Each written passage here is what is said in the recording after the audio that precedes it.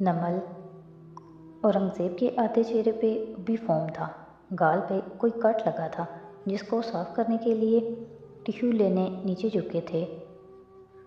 تبھی ان کی جھکی گردن کے پیچھے آئینے میں جواہرات کا چہرہ ابھرا، نفرت اور غضب سے بھری آنکھوں سے پر چہرہ۔ اورنگزیب ٹیشو اٹھا کر سیدھے ہوئے تو ٹھٹکے، مگر جواہرات نے پوری قوت سے آئرن راڈ ان کی سر کی پشت پہ ماری۔ وہ لڑکھڑائے اور دائیں جانب جا گرے۔ ٹائلز کے فرش پہ پہلو کے بل، کہنی کے بل ایک کٹ کنپٹی پہ لگا اور پھر سیدھے ہوئے۔ جہاں جواہرات نے مارا تھا وہ جگہ فرش سے آ لگی، خون نکل نکل کر بہنے لگا۔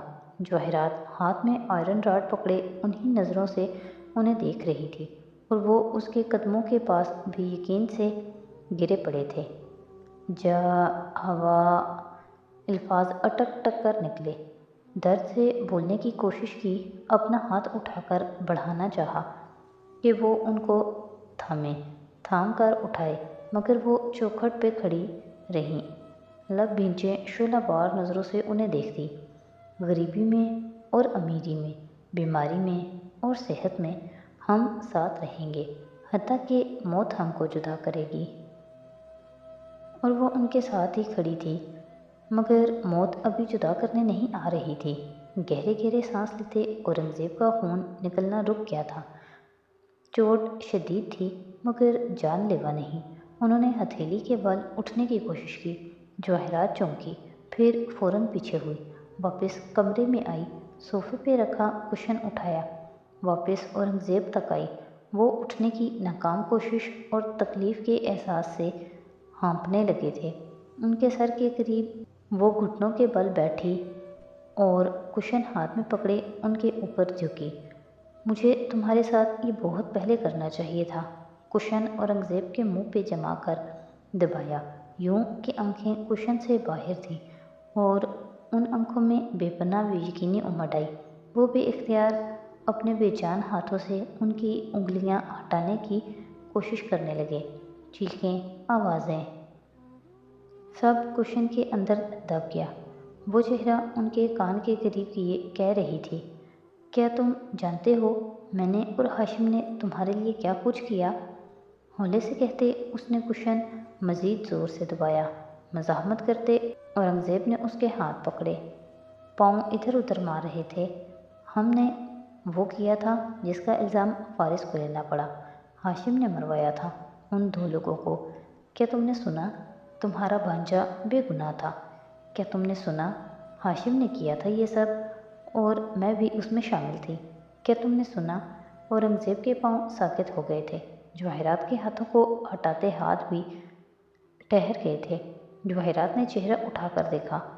ان کی بے یقینی اور دکھ سے پھیلی آنکھیں ساکت تھیں، سانس نکل چکا تھا، مگر کیا آخری بات انہوں نے سنی تھی یا پہلے سانس نکلا تھا، یا پہلے دل نے صدمے سے کام کرنا چھوڑا تھا؟ اس نے کشن ہٹایا، چونکہ اس کے سر سے نکلتا خون فرش پہ دوسری طرف کو جا رہا تھا۔ جواہرات کے کپڑوں پہ خون کا کوئی نشان نہیں لگا تھا۔ وہ آہستہ سے کھڑی ہوئی، اورنگزیب کی کھلی آنکھیں، کھلے لب اور بے حس و حرکت وجود اس کے قدموں میں پڑا تھا۔ ایک ہاتھ وہ اسٹریٹنر راڈ اور دوسرے میں کشن لیے کھڑی جواہرات کے سنگدل چہرے کے رنگ بدلنے لگے۔ ایک دم چونک کر اس نے ادھر ادھر دیکھا۔ وہ باتھ روم میں کھڑی تھی۔ اس نے اپنے شوہر کو قتل کر دیا تھا اور اس کا بیٹا چند قدم دور دیوار کے پار موجود تھا۔ او خدایا! وہ بھاگ کر پیچھے ہٹی، ہراساں نظروں سے اورنگزیب کی لاش کو دیکھا۔ اس کے چہرے پہ پسینہ آنے لگا تھا۔ او خدا! اب وہ کیا کرے؟ جواہرات سینے پہ ہاتھ رکھے اپنی بے ترتیب دھڑکنیں سنتی کتنی دیر دیوار سے لگی کھڑی تیز سانسیں لیتی رہی۔ بمشکل اعصاب بہتر ہوئے تو وہ باتھ روم سے نکلی، کمرے کے دروازے تک آئی، اسے ذرا کھولا۔ درد سے باہر صوفے پہ ہاشم اور سونیا نظر آئے۔ اس نے جلدی سے دروازہ بند کر کے لاک کر دیا۔ وہ اس کا ہر مسئلہ سنبھال لیا کرتا تھا، مگر آج وہ ہاشم کو نہیں بلا سکتی تھی۔ اسے جو کرنا تھا خود کرنا تھا۔ کشن اور آئرن راڈ اورنگزیب کی لاش کے ساتھ ہی گرے تھے۔ وہ تیزی سے اندر آئی، خون کے تالاب سے پیر بچاتی وہ دونوں چیزیں اٹھاتی، ڈریسنگ روم کی وارڈروب کھولی، اوپری خانے میں پیچھے کر کے ان کو گھسایا، الماری بند کر کے لاک کی، اور پھر مڑی تو بیڈ کنارے گری فائل نظر آئی، وہ جو فساد کی جڑ تھی۔ پھرتی سے اس کو بھی دراز میں گھسایا، پھر آگے آئی، ڈریسنگ ٹیبل کے آئینے میں اپنا عکس دیکھا۔ ریشمی گاؤن کندھوں سے ڈھلک رہا تھا، چہرہ سفید تھا، بالکل مردہ، اور آنکھیں نہیں، اس کی آنکھیں ناقابل بیان تھیں، ان کی کیفیت لکھی نہیں جا سکتی۔ وہ باتھ روم میں داخل ہوئی، سنک کے اوپر کھڑے نل کھولے، چہرے پہ پانی ڈالا، پھر اسے تولیے سے تھپتھپایا، قدرے سکون آیا۔ سنک کے مرمری پتھر پہ ہاتھ رکھے اس نے نیچے دیکھا، اورنگزیب کی کھلی آنکھوں والی لاش ہنوز پڑی تھی۔ اب اسے کیا کرنا تھا؟ یہ اس نے نہیں کیا تھا، یہ صرف اور صرف ایک حادثہ تھا، اور اسے حادثہ کیسے بنانا تھا؟ جواہرات کا دماغ تیزی سے کام کرنے لگا۔ اس نے پہلے باتھ روم کے دوسرے دروازے کو دیکھا جو پچھلے برآمدے میں کھلتا تھا، اور پھر واپس کمرے میں آئی۔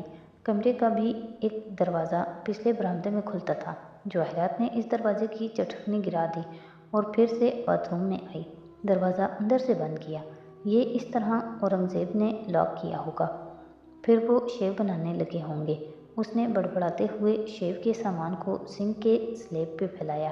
ریزر اورنگزیب کے ہاتھ سے چھوٹ کر نیچے جا گرا تھا، اس نے وہ اٹھا کر ان کے ٹھنڈے ہاتھ میں دے دیا۔ وہ ان کا چہرہ دیکھنے سے اعتراض برت رہی تھی، اور شیو کے دوران انہوں نے نہیں دیکھا کہ یہ ٹونٹی لیک ہو رہی تھی۔ کہتے ہوئے سنک کے نیچے جھکی، وہ نیچے سے کھلا تھا۔ اس نے پائپ میں ریزر سے ہلکا سا کٹ لگایا، پانی دھار کی صورت ٹپکنے لگا۔ وہ اس طرح جا رہا تھا جہاں اورنگزیب کا وجود گرا پڑا تھا۔ وہ پھر اس پانی سے پھسل گئے، سر پہ چوٹ لگی اور بڑبڑاہٹ روکی۔ ان کی لاش کے ایک طرف سے احتیاط سے پھلانگ کر وہ باتھ روم کے دوسرے دروازے تک آئی جو برآمدے میں کھلتا تھا۔ اس نے سوچا کہ ایک آخری نظر مڑ کر اورنگزیب کو دیکھے، مگر وہ پلٹے بنا دروازہ کھول کر باہر آئی اور اسے احتیاط سے اپنے پیچھے بند کیا۔ باہر سرد ہوا ہر سو چل رہی تھی۔ ریشمی گاؤن کو خود پہ لپیٹے اس نے ادھر ادھر دیکھا۔ اس طرف سی سی ٹی وی کیمرے نہیں تھے، آس پاس کوئی ملازم بھی موجود نہیں تھا۔ ہاں، اندھیرا اور سردی تھی، نیچے فارس کی انیکسی بھی اندھیرے میں ڈوبی دکھائی دیتی تھی۔ جواہرات سے چند قدم کے فاصلے پہ کمرے کا دروازہ تھا جس کی چٹکنی اس نے اندر سے گرا رکھی تھی۔ سینے پہ بازو لپیٹے سر جھکائے وہ دروازے کی طرف جا رہی تھی جب مسز کردار آواز پہ وہ کرنٹ کھا کر اچھلی، ادھر ادھر دیکھا، پھر گردن اٹھائی۔ اوپر ہاشم کی بالکنی میں پودوں کو پانی دیتی میری جھکی کھڑی تھی۔ آپ اتنی ٹھنڈ میں باہر ہیں، کیا میں آپ کو شال لا دوں؟ وہ فکر مندی سے کہتی پانی کی بکیٹ رکھنے لگی۔ جواہرات نے سفید پڑتے چہرے پہ بمشکل مسکراہٹ لانے کی کوشش کی۔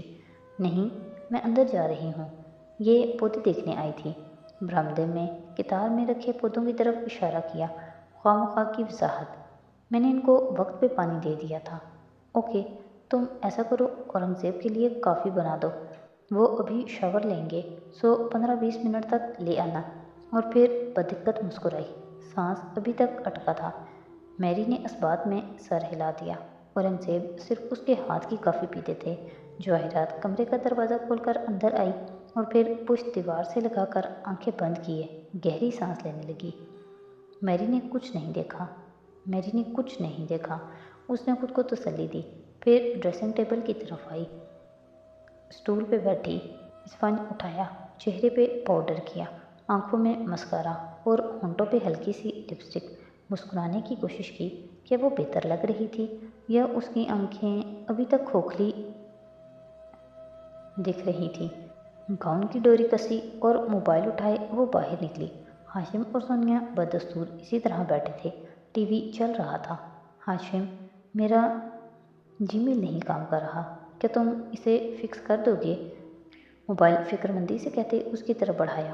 وہ جو ابھی ماں کے چہرے کو دیکھ بھی نہ پایا تھا، نگاہیں موبائل پہ جما دی۔ और उसे उसके हहाथ से ले लिया۔ क्या मसला है? स्क्रीन पे उंगली चलाता देखने लगा। जवाहरात उसके करीब सोफे पे बैठी, टांग पे टांग जमाई, उंगलियां बाहम मिलाई, गोया उनकी लर्जिश रुकने की सही की। मेल्स सेंड नहीं हो रही, अपने अकाउंट की तरफ कुछ भेज कर देखो। ओके, वो टाइप करने लगा। ये हाशिम है, माम के फ़ोन से लिखा और अपने ईमेल पे भेजा। चली गई, शायद कोई वक्ती एरर हो, मुस्कुरा कर कहते मोबाइल उसकी तरफ बढ़ाया। जवाहरात ने बदिक्कत मुस्कुराते उसे थामा। वो फिर से टीवी देखने लगा। तुम्हारी अपने डैड से कोई बात हुई शेरू के बारे में? नहीं, मैं उनके गुस्से के ठंडा होने का इंतज़ार करना चाहता हूँ। अलीशा के बारे में? वो ज़रा तवक्कुफ़ के बाद अटक अटक कर कहने लगी। निगाहें टीवी स्क्रीन पे जमी थी। तुम उसकी फ़ीस देने लगे हो, मुझे कोई एतराज़ नहीं। अपने डैड से एक दफ़ा खुलकर बात कर लो, क्या पता वो खुद भी दिल से यही चाहते हों और इसी बहाने शेरू को माफ़ कर दे। बोलते हुए उसे लगा उसे गर्दन पे पसीना आ रहा है और शायद हथेलियों के अंदर भी। दिल भी धक धक कर रहा था। हाशिम आंखें टीवी पे जमाए चंद लम्हे खामोश रहा। अब नहीं दे रहा फ़ीस, ज़रूरत नहीं है। वो चौंकी। क्यों? उसने पैसे के लिए जुर्म किया, पकड़ी गई, अब जेल में है और यूनिवर्सिटी जाने की ज़रूरत नहीं रही। जवाहरात दम साधे उसे देख ही गई। उसे यूं लगा आंसू आंखों से उबलने को बेताब थे, मगर उसने उन्हें निगल लिया। I am sorry. हाशिम ने बस सर को खम दिया और स्क्रीन की तरफ देखता रहा।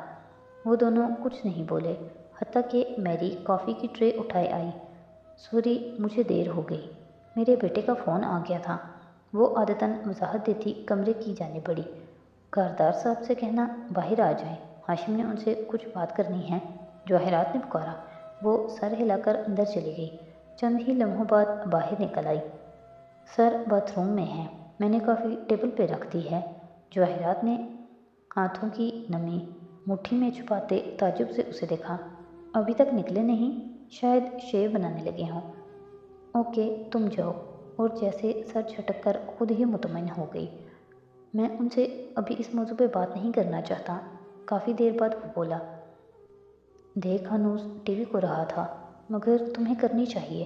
वो नरमी से बोली तो हाशिम चुप रहा। चंद मिनट यूं ही बैठा सोचता रहा, फिर उठा। ओके, फिर औरंगज़ेब के कमरे की जानिब बढ़ा। जवाहरात का मेकअप से ढका चेहरा सफ़ेद पड़ने लगा। ज़ोर से सोफे की गद्दी मुट्ठी में भींची। सांस रोक के हाशिम को अंदर जाते देखा। उसने दरवाज़ा खोला, कमरा खाली था। काफ़ी मेज़ पे धरी थी, इधर उधर गर्दन घुमाई। बाथरूम का दरवाज़ा बंद था।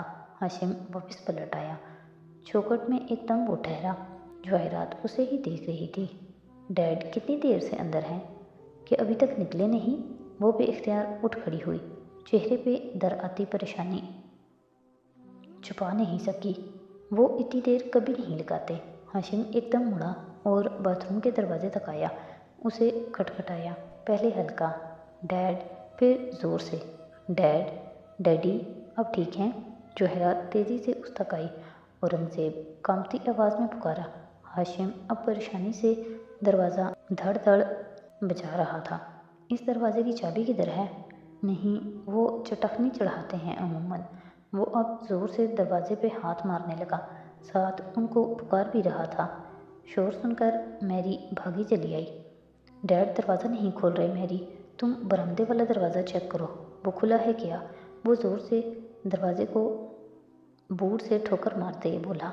मैरी हक्का बक्का आगे बढ़ी। मैं वो दरवाज़ा देखती हूँ, तुम शेरू को बुलाओ। जाओ मैरी। जवाहरात को कतरे चिल्लाकर कहना पड़ा। मैरी को समझ नहीं आया कि क्या करे, मगर चूँकि जवाहरात खुद बरामदे की तरफ जाने लगी थी तो वो फ़ौरन लाउंज में भागी। जवाहरात चंद ही लम्हे बाद वापस आ गई। वो दरवाज़ा भी बंद है, उसने झूठ बोला। हाशिम ने सुना भी नहीं। वो दीवानावार बाप को पुकारते दरवाजे पे बूट मार रहा था। डैड, आप अंदर हैं? डैड। और तभी शेरू भागता हुआ अंदर आया। मैरी भी उसके पीछे थी। तुम्हारे डैड। जवाहरात ने उसे सूरत हाल समझानी चाहिए, मगर आंसुओं ने गला बंद कर दिया। उसे समझने की ज़रूरत नहीं थी। Daddy, daddy. वो हाशिम के साथ اسی دیوانہ وار انداز میں اونچا اونچا پکارتا دروازے کو دھکا دینے لگا۔ خاور کہاں ہے؟ جواہرات کے پوچھنے پہ میری بتانے لگی، وہ تو گھر جا چکا ہے، اسے کال کروں؟ ضرورت نہیں ہے۔ اور جو آخری شخص وہ ادھر چاہتی تھی وہ خاور تھا۔